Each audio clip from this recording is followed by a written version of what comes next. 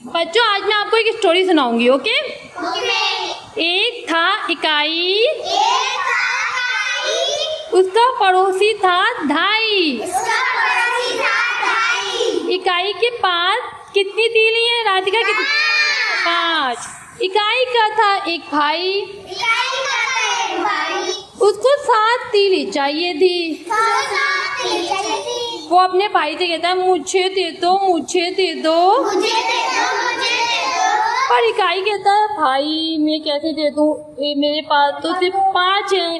बच्चों 5 है, 5 में से 7 दे सकते हो?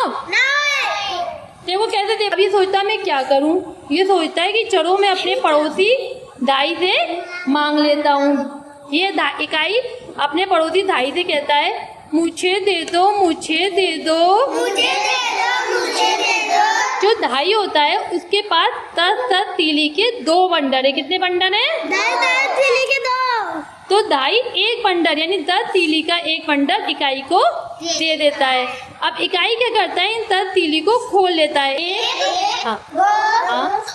अभी नहीं बोलो, जब रखे बोलो। 4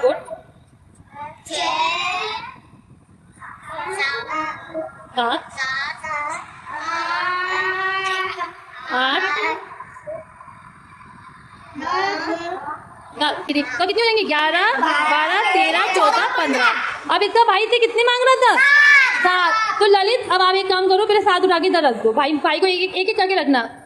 हाँ बोलो, बोलते जाना बच्चों। 1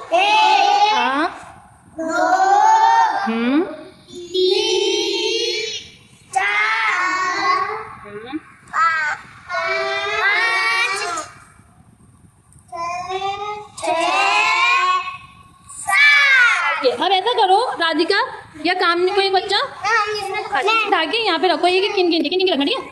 हाँ बोलो। 1 2 3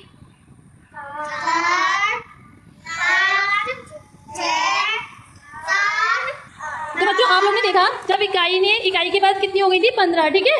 इकाई ने जो 7 अपने भाई को दे दी, तो अब इसके बाद कितनी बची? 8। अब देखो धाई के पास पहले कितने बंडल थे? 2। एक उसने किसको दे दिया था? इकाई को।